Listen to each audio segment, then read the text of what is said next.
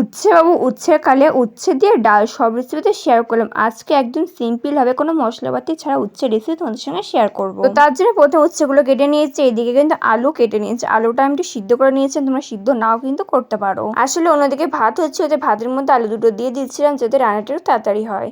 তো এরপর কড়াই দিচ্ছি কিছুটা পরিমাণে তেল, তারপর উচ্ছেগুলো দিয়ে কিন্তু ভালো করে পিটোপিট করে কিন্তু ভেজে নেব। আমি উচ্ছেগুলো পাতলা পাতলা করে কেটেছি, তোমরা গোল গোল করেও কিন্তু কাটতে পারো উচ্ছেগুলো, মানে গোল গোল পাতলা পাতলা। যেহেতু আমি আলুগুলো আগে থেকে সিদ্ধ করে নিয়েছি সেহেতু কিন্তু রান্নাটা খুবই কিন্তু তাড়াতাড়ি হয়ে যাবে।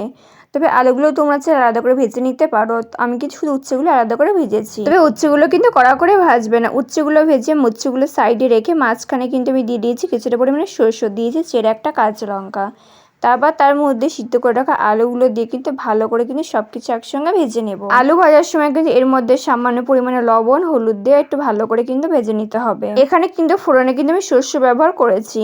তো দেখতে পাচ্ছ ভালো করে কিন্তু আলুগুলো একটুখানি ভেজে নিয়েছি। এরপরে যখন একটু মনে হলো যে সামান্য একটু তেল লাগবে, তাই একটু তেলও কিন্তু অ্যাড করে দিয়েছি। আসলে একদমই কিন্তু অল্প তেল হয়ে গেছিল, আলুটা দেওয়ার পর একদম শুকনো শুকনো হয়ে গেছে, তো একটুখানি তেল ব্যবহার করেছি। দেখতেই পাচ্ছ কি সুন্দর মাখো মাখো হয়ে গেছে। আর আমি কিন্তু হাই হিটে কিন্তু এগুলো ভাজিনি, আমি একটু মিডিয়ামে রেখে কিন্তু গ্যাসটা তারপরে কিন্তু এগুলো ভেজে নিয়েছি ভালো করে। তোমরা যারা উচ্ছের অন্য রেসিপিগুলো দেখোনি তারা কিন্তু অবশ্যই কিন্তু চ্যানেলে দেখে নিতে পারো, সবকিছু কিন্তু আপলোড করে দিয়েছি। উচ্ছে তেতো বলে তোমরা অনেকেই কিন্তু উচ্ছে খেতে পছন্দ করো না, তবে আমার কাছে ছোটবেলা থেকে ভালো লাগে খেতে, কারণ মা কিন্তু এরকম ভাবে তরকারি রান্না করে দেয় আলু দিয়ে। আর যেহেতু উচ্ছের আগে থেকে ভেজে নেয় তার জন্য তাদের তেতো কিন্তু লাগে না। এরপর এর মধ্যে দিলাম বেশ কিছুটা পরিমাণে জল, তোমরা এখানে গরম জল ঠান্ডা জল যে কোনো জল অ্যাড করতে পারো। জলটা দেওয়ার পর আমি 5 মিনিটের জন্য ঢেকে দিলাম। তারপর 7 থেকে 10 মিনিট পর ঢাকনা তুলে এর মধ্যে আমি কিছুটা পরিমাণে বাটা, তোমরা কিন্তু লাস্টে ঘিউ কিন্তু অ্যাড করতে পারো, বা চাইলে তোমার কিছু নাও দিতে পারো। ব্যাস পয়সার মধ্যে ঝোল চলে এসে লবণ চেখে নাড়িয়েছে নামিয়ে রেডি হয়ে গেল কিন্তু উচ্ছের তরকারি। খেতে ভীষণই সুন্দর হয়েছে, তোমরা রেসিপি বাড়িতে ট্রাই করতে পারো। এরকম রেসিপি দেখতে চাইলে কিন্তু অবশ্যই সাবস্ক্রাইব করে রেখো। বাই।